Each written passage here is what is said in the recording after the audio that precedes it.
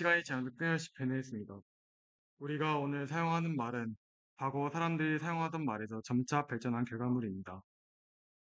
그렇다면 중세 국어와 현대 국어는 어떻게 달라졌을까요? 과거와 현재의 언어를 비교하는 것은 단순히 단어의 뜻이나 발음만을 살펴보는 것이 아닙니다.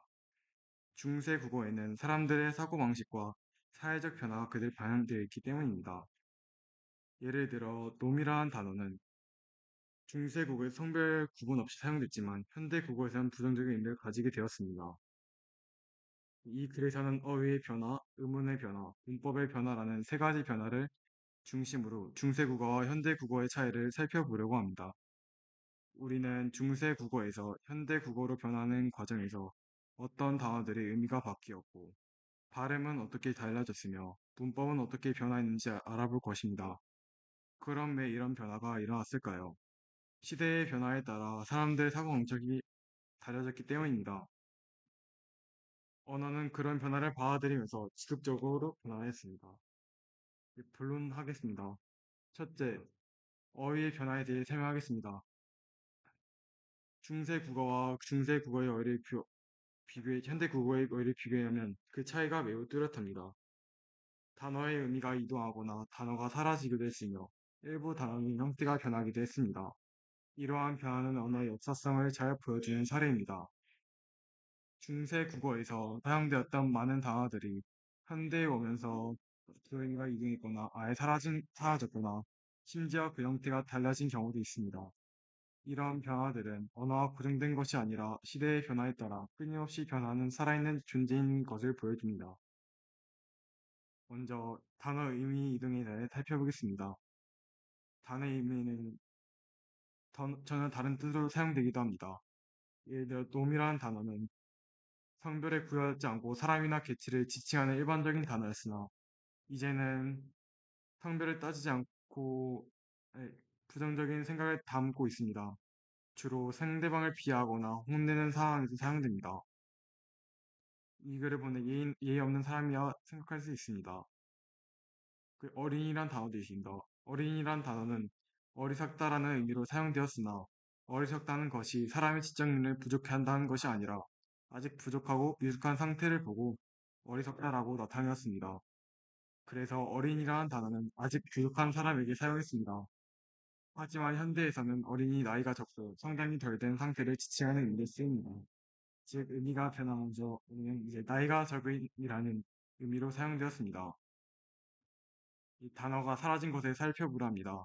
단어는 귀일이라는 단어가 있습니다. 귀일이라는 단어는 현대에 와서 귀신이라는 단어로 변화했습니다. 마지막으로 단어의 형태 변화에 대해 알아보겠습니다. 단어의 형태 변화는 그 현대나 형태 변화는 음, 잠깐,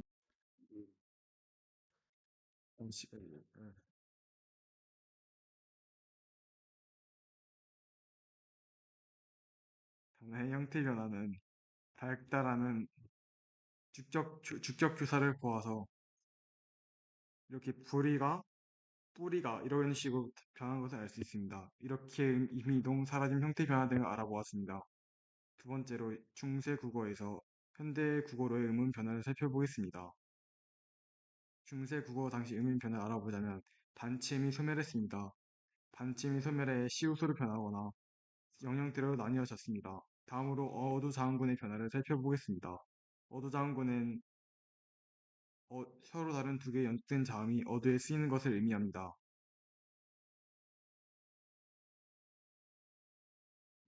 이 변화는 발음의 효율성을 추구하는 과정에서 자연스러운 의문의 변화라고 말할 수 있습니다. 마지막으로 모음의 변화도 중세 국어에서 현대 국어로 하는 중요한 부분입니다. 모음의, 모음의 변화는 가르치다에서 15세기의 가르치다에서 반모음, 아래아가 있었는데 16세기에는 르의 반모음이 으로 변했고 18세기의 가의 반모음이 이젠 아로 변했습니다. 이런 식으로 변한 것을 알 수 있습니다. 마지막으로 중세 국어의 문법적 특징을 설명하겠습니다. 목적적 조사는 을 아래야 리을 아래야 리을이 있습니다. 이것은 체환이 끝소리가 자음일 때랑 체환이 끝소리가 모음일 때 볼 수 있습니다.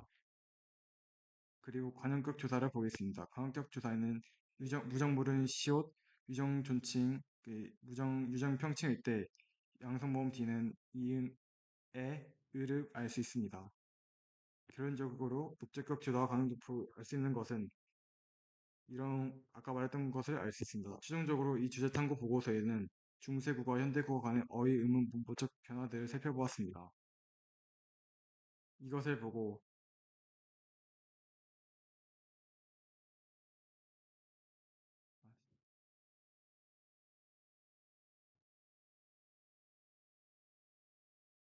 네, 이거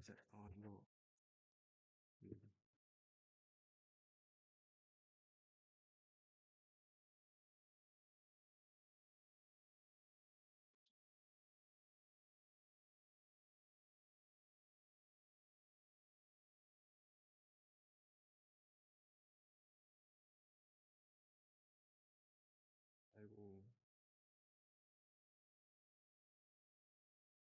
마지막 죄송합니다. 지금 이 컴퓨터가 고장이 나서 그럼 제가 말하겠습니다. 지금 결론적으로 이 글은 이 글을 통해서 제가 알 수 있었던 것은 이 글이 단순히 언어학적으로만 끝날 것이 아니라 우리 모두에게 필요한 언어 의사소통의 수단이라는 것을 알 수 있었습니다. 이것으로 영상을 마치겠습니다. 감사합니다.